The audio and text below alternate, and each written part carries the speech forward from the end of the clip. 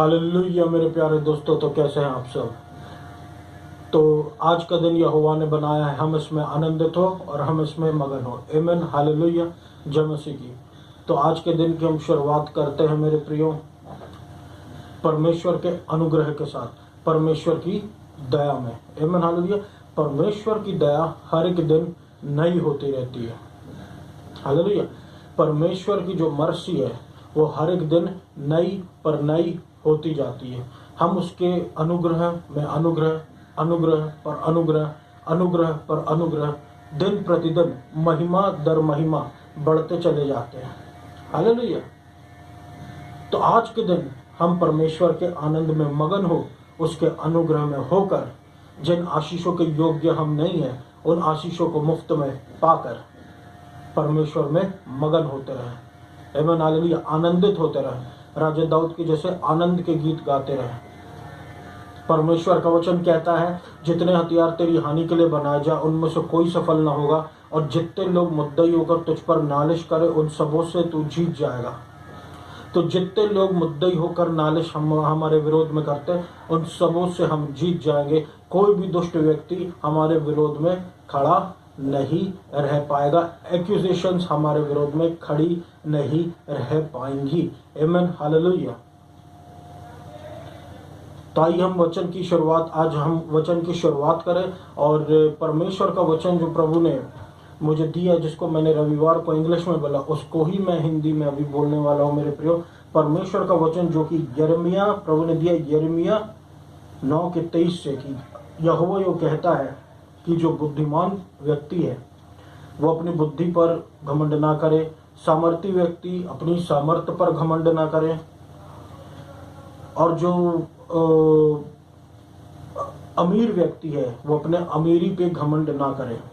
लेकिन वो किस में घमंड करे? वो इसमें घमंड करे कि वो परमेश्वर को समझता है और वो परमेश्वर को जानता है कि मैं परमेश्वर हूँ, जो कि प्रैक्टिस करता है स्टेडफास्ट लव को।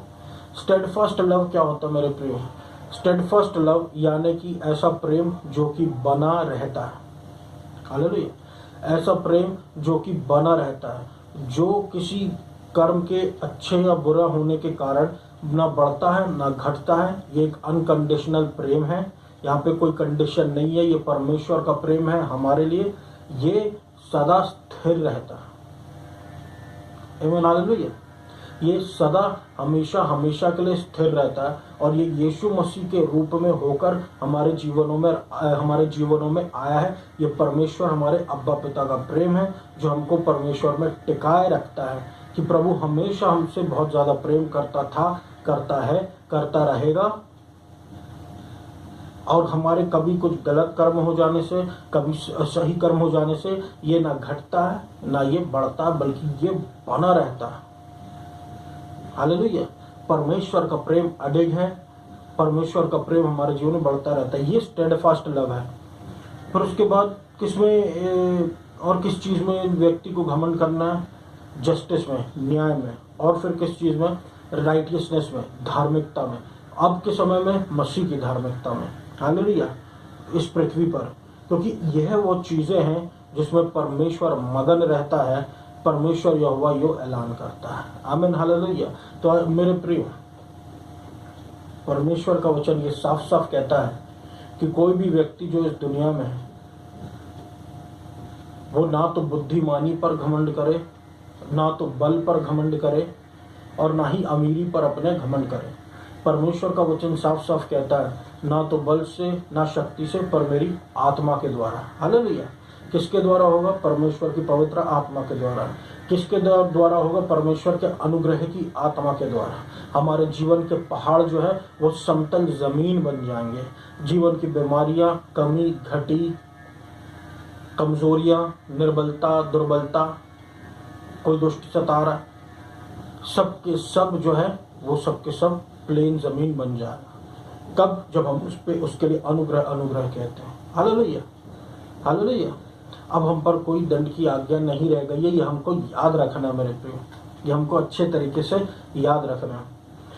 आगे परमेश्वर का वचन ये कहता है कि 10वें यिर्मयाह के 10वें और उसके दूसरे वचन में learn not the way of the Nations, राष्ट्रों के तरीकों को मत सीखना, ना ही चिंतित होना कि स्वर्गों में जो चिन्ह दिखते हैं उनको देखकर, क्योंकि ये जो राष्ट्र है ये उनसे परेशान हो जाते हैं। हालेलुया। हम देख सकते हैं मेरे प्रियो, पिछले कुछ दिनों में मध्य प्रदेश में, महाराष्ट्र में कैसे बाहर से जो मीटियोराइट्स आते हैं, उल्का पिंड जो आते हैं, उसके टुकड़े गिर रहे थे। तो अन्य जाति जो होती है वो ये सब देखकर वो चौंक जाती है और कुछ कुछ कैलकुलेशंस करने लगती, कुछ कुछ गणित लगाने लगती कि अब ये होने वाला है, अब दुनिया का अंत हो जाएगा, अब ये ऐसा होने वाला है। अब हमसे यीशु मसीह ने तो ये कह के गया था कि जब यीशु मसीह के आने का समय होगा वो कभी भी आ जाएगा, आसमान में आएगा, कभी भी आ जाएगा, और उसके आने के पहले निम्न निम्न प्रकार के चिन्ह होते रहेंगे, जगह जगह भूकंप आता रहेगा, जगह जगह बड़ी बड़ी बुरी दुर्घटनाएं होती रहेंगी। तो इन सब को देखकर हम ये ना सोचें बिल्कुल कि अब शांति का समय रह गया। शांति धीरे धीरे, अब देखिए मेरे प्रियो, घटती चली जा रही। हर जगह शांति का अकाल सा छा रहा है।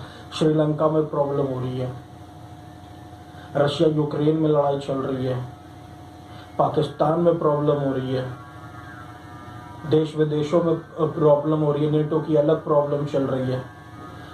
दुनिया में ऐसे जो देश जो कभी कुछ बोलते नहीं था, अब ऐसे देश भी अब बोलने लग गए हैं, और ऐसे देशों में हलचल मचने लग गई। भूकंप आ रहे हैं, वॉल्केनोज इरप्ट हो रहे हैं, हाहाकार मच रहा है, लोग लड़ रहे हैं, झगड़ रहे हैं। दुनिया में अस्थिरता आ गई है। समझ रही है? दुनिया में अस्थिरता आ गई है, दुनिया में शांति का अकाल छा गया। क्यों? ये क्यों हो रहा? ये यीशु मसीह के आने के समय के पहले की घटना है, लेकिन इसका ये मतलब नहीं कि बस यीशु मसीह आ गया। यीशु मसीह को जब आना है, यीशु मसीह तब आएगा। आमीन, हालेलुया। तब तक हमको बस यीशु मसीह के बारे में बताते रहना, यीशु मसीह आने वाला है। आमीन, हालेलुया। प्रभु कहता है कि ये जो अन्य जाति है, इनके चिन्ह और इनके तौर तरीकों को देखकर हम इनके जैसी बातों को ना सीखें। यानी कि अगर हमको दिख रहा है तो हम भी कुछ कैलकुलेशंस लगाने लग गए, अब दुनिया का अंत है, अब ये है वो। ऐसा कुछ नहीं है। हमको अपनी बाइबल के अनुसार जाना। और प्रभु कहता है कि हम दुनिया के तरीकों को ना सीखें, तो ये इसका मतलब है दुनिया के भी तरीके होते हैं। प्रभु के अनुसार दो प्रकार के रास्ते होते हैं, एक चौड़ा रास्ता होता है, एक सकरा मार्ग होता है। तो प्रभु के अनुसार जो परमेश्वर का मार्ग है वो सकरा है, और जो संसार का मार्ग है वो चौड़ा मार्ग है। और प्रभु चाहता है कि हम इनके ना तरीके सीखें, ना हम इनके जैसे चौड़े मार्ग पर चले। परमेश्वर का कहने का मतलब है, प्रभु चाहता है हम विश्वास करते हुए चले, ना कि देखकर परेशान हो जाए। हालेलुया। ना कि ना ही देखकर चलते हुए हम विश्वास दर विश्वास परमेश्वर में बढ़ते चले जाएं। हालेलुया। परमेश्वर का वचन कहता है कि परमेश्वर यहोवा पर संपूर्ण भरोसा करो और अपनी समझ का सहारा ना लेना। हालेलुया। परमेश्वर का वचन साफ साफ कहता है कि अपनी समझ का सहारा ना लेना, वरन संपूर्ण मन से यहोवा पर भरोसा करना, तब वह तेरे लिए सीधा मार्ग निकालेगा। आमीन। तब वह तेरे लिए सीधा मार्ग निकालेगा। हालेलुया। सीधा मार्ग कौन सा? सकरा रास्ता, जिसमें हमको परमेश्वर पर भरोसा रखना, वरना रास्ता दिखाने वाले तो बहुत है। हालेलुया। जो हमको चौड़े मार्ग पर ले जाता है। और एक ऐसा मार्ग है, एक ऐसा रास्ता है जो लगता सही है शुरुआत में, लेकिन उसके अंत में मृत्यु है। वो रास्ता है चौड़ा। एक ऐसा मार्ग है जो लगता शुरुआत में सकरा है, लेकिन उसके अंत में जीवन वो है सकरा, जहाँ पर हमारा लीडर है यीशु मसीह, जहाँ पर हमारे लिए अनुग्रह उपलब्ध है, जहाँ पर हमारे लिए परमेश्वर की मर्सी, परमेश्वर का फेवर उपलब्ध है। आमीन, हालेलुया। इसलिए प्रभु कहता है कि trust in the Lord with all your heart, यानी अपने यहोवा पर पूर्ण भरोसा रखो, अपनी समझ का सहारा ना लेना, वरन संपूर्ण मन से यहोवा पर भरोसा रखना, ना ही चिन्हित और दूसरी चीजों को देखकर परेशान हो जाना, और ना ही किसी को देखकर अपनी समझ का सहारा ले लेना। लेकिन वरन संपूर्ण मन से यहोवा पर भरोसा रखना। इसलिए तो परमेश्वर ने कहा है कि बुद्धिमान अपनी बुद्धि पर घमंड ना करे, बलवान अपने बल पर घमंड ना करे, और धनवान अपने धन पर घमंड ना करे। लेकिन अगर घमंड करना है तो इस बात पर करे कि वो अपने परमेश्वर को जानता है, वो अपने परमेश्वर को समझता है, जो कि स्टेडफास्ट लव, हमारा जो परमेश्वर है वो स्टेडफास्ट लव प्रैक्टिस करता है, वो जस्टिस और राइटियसनेस प्रैक्टिस करता है, यानी कि वो स्थिर प्रेम के पीछे भागने वाला परमेश्वर है। वो स्थिर प्रेम को के साथ लेकर चलने वाला परमेश्वर है। परमेश्वर खुद प्रेम है। मैं कैसे कह दूं कि परमेश्वर प्रेम के पीछे भागने वाला परमेश्वर है?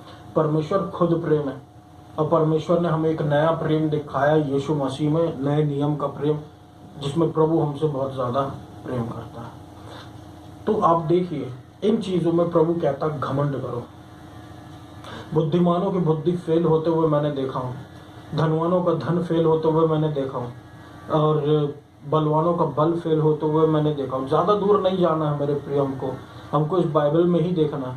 शमशोन का बल फेल हो गया, राजा सुलेमान की बुद्धि फेल हो गई, राजा सुलेमान जो बहुत अमीर था उसका धन फेल हो गया। क्यों? सिर्फ इस कारण से, डिसोबीडियंस उस समय के हिसाब से ऐसा था कि उसने बहुत सारी अन्य जाति की स्त्रियों से विवाह कर लिया था सुलेमान ने, और शमशोन की कुछ कमजोरियां थी। हालेलुया। और फिर जब बहुत सारा धन राजा सुलेमान के पास आ गया था, वो यही था कि उसने गलत लोगों की सुनना चालू कर दिया, और फिर हम देख सकते हैं कि वो दूसरे प्रभुओं के पीछे, दूसरे देवी देवताओं के पीछे चला गया। हालेलुया। लेकिन यहीं पर हमारा प्रभु परमेश्वर फिर कहता है कि अपने प्रभु, अपने परमेश्वर पर भरोसा रखो, और घमंड करो तो सिर्फ इसी बात का कि हम परमेश्वर को जानते हैं, हम परमेश्वर को समझते हैं। हालेलुया। कि हम परमेश्वर को जानते हैं, हम परमेश्वर को समझते हैं कि प्रभु हमसे बहुत ज्यादा प्रेम करता है। आमीन। Hallelujah. Learn know the way of the Nations. इस संसार के तौर तरीकों को हमको नहीं समझना। और आगे हम देखते हैं मेरे प्रिय, परमेश्वर किस प्रकार का चुनाव जब करता है तो उसके चुनाव करने के तरीके क्या होते हैं। बहुत पहले हम देख सकते कि परमेश्वर इज़राइल के लिए एक नया राजा अनॉइंट करने के लिए शमूएल को राजा दाऊद के घर भेजता। उस समय दाऊद राजा नहीं था, उनके घर भेजता। तो दाऊद राजा का जो पिताजी रहता है वो दाऊद राजा को डिस्काउंट करता है कि ये नहीं हो सकता, वो बाहर रहता, उसको बुलाने की चेष्टा भी नहीं करता। बाकी जितने बेटे उनको लाइन से लगा देता है। लेकिन हम देखते जितने भी बेटे हैं उनको परमेश्वर ने नहीं चुना, लेकिन किसको चुना? राजा दाऊद को, क्योंकि परमेश्वर की ओर से वो चुना हुआ व्यक्ति था। और परमेश्वर ये दिखा रहा था कि परमेश्वर बाहरी रूप के अनुसार नहीं, परमेश्वर दिल देखता है, परमेश्वर अंतरतम देखता है, और परमेश्वर को चुनाव राजा दाऊद है। तो क्या हम ये माने कि राजा दाऊद अंदर से अच्छा था इसलिए परमेश्वर ने उसको चुना? एक ये भी कारण हम ये नहीं कह सकते क्लियरली, क्योंकि हम जब यिर्मयाह में देखते हैं तो हम ये देख सकते हैं कि कॉलिंग जो होती है वो माता के गर्भ से ही होती है, यानी परमेश्वर कॉलिंग देकर भेजता है। ये नियुक्त था पहले से। लेकिन परमेश्वर हमको यहाँ पर एक बात सिखाता है कि देखने पर मत जाओ, विश्वास करते हुए जाओ। हालेलुया। देखने पर मत जाओ, विश्वास करते हुए जाओ। पुरानी बातें बीत चुकी, देखो सारी बातें नई हो चुकी। अब परमेश्वर का अनुग्रह पर अनुग्रह आया है, और परमेश्वर ने हमारे लिए सब कुछ नया कर दिया। नामुमकिन बातें मुमकिन हो रही है। हालेलुया। तो यहाँ पर हमने देखा मेरे प्रियो कि कैसे परमेश्वर ने राजा दाऊद को उस समय नियुक्त किया। और परमेश्वर हमेशा ये कहता था कि पर इस बात में घमंड करता था कि राजा दाऊद जो है वो परमेश्वर के हृदय के अनुसार वाला राजा। क्यों ऐसा कहता था? क्योंकि मुझे वो राज प्रभु ने बताया। प्रभु राजा दाऊद को ऐसा सिर्फ इसलिए कहता था क्योंकि जगह जगह हम देखते हैं राजा दाऊद ने स्टेडफास्ट लव के बारे में कहा है, राजा दाऊद ने जस्टिस के बारे में कहा है, राजा दाऊद ने राइटियसनेस के बारे में कहा है। आपने सोचा, राजा दाऊद ने जो अनकंडीशनल लव है, जो प्रेम सदा बना रहता, उसके बारे में कहा कई बार। जो जस्टिस के बारे में कहा परमेश्वर की कई बार, पर और धार्मिकता जो प्रभु की, उसके बारे में कई बार कहा भजन संहिता में।